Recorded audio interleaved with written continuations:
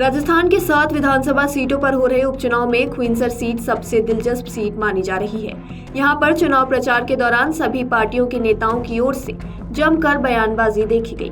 चिकित्सा मंत्री बोले, जीतने की देता हूं गारंटी, यदि हार गए तो मूंछ और सिर मुंडवा कर चौक में खड़ा हो जाऊंगा। बता दें कि सोमवार शाम राजस्थान की 7 विधानसभा सीटों पर होने वाले उपचुनाव का प्रचार थम चुका है। भारतीय जनता पार्टी के प्रत्याशी के समर्थन में क्वींसर में रेवंत राम डांगा के समर्थन में एक सभा आयोजित की गई थी। इस सभा में राजस्थान सरकार के चिकित्सा एवं कैबिनेट मंत्री गजेंद्र सिंह क्वींसर ने एक बड़ा बयान दिया है। मंत्री गजेंद्र सिंह क्वींसर ने कहा, मैं गारंटी दे रहा हूं कि हम यह सीट हार ही नहीं सकते। अगर हम चुनाव हार गए तो मैं अपनी मूंछ और बाल मुंडवा कर चौक में खड़ा हो जाऊंगा। इस दौरान भाजपा प्रत्याशी रेवंत राम डांगा ने क्वींसर कस्बे में हुई सभा में जनता को संबोधित करते हुए कहा कि यह टिकट जनता की टिकट है और इस चुनाव को पूरी तरह जनता ही लड़ रही है। क्वींसर की जनता का जो फैसला होगा वह सबसे ऊपर होगा। आपको पता है, क्वींसर के लोगों के लिए यहाँ पर एक कार्यालय भी खोला जाएगा, जिसमें उस कार्यालय का नाम जनता कार्यालय होगा। जनता यहाँ पर आएगी और अपनी समस्या बताएगी और उसी समय उस समस्या का समाधान हो जाएगा। यह टिकट मेरा नहीं है, यह जनता का ही है और इस टिकट पर जनता चुनाव लड़ रही है। चुनाव प्रचार के अंतिम दिन भारतीय जनता पार्टी ने क्वींसर सीट के इस उपचुनाव में अपनी पूरी ताकत झोंक दी।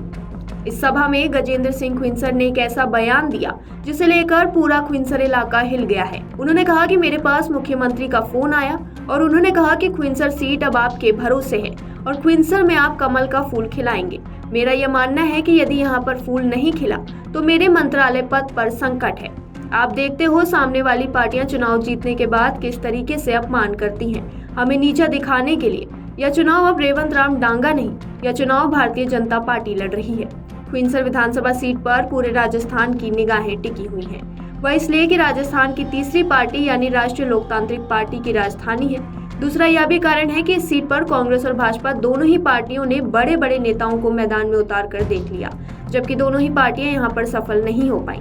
जबकि साल 2008 से लेकर अब तक इस सीट पर हनुमान बेनीवाल लगातार चुनाव जीत रहे हैं। लेकिन 2023 के विधानसभा चुनाव में कांग्रेस की दिग्गज नेता डॉक्टर ज्योति मृधा ने हनुमान बेनीवाल की फौज को संभालने और पूरी फौज का नेतृत्व करने वाले नेता को राष्ट्रीय लोकतांत्रिक पार्टी से तोड़कर बीजेपी से टिकट दिलवाया और हनुमान बेनीवाल के सामने ही मैदान में उतरवा दिया है।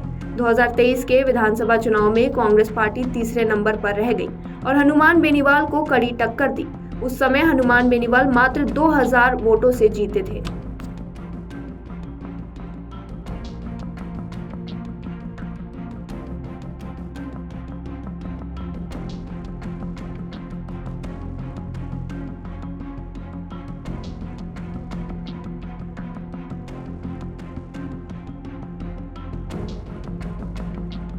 अगर आप ये वीडियो YouTube पर देख रहे हैं तो हमारे चैनल को सब्सक्राइब करें और बेल आइकन को दबाना ना भूलें। अगर आप Facebook पर ये वीडियो देख रहे हैं तो हमारे पेज को लाइक करें।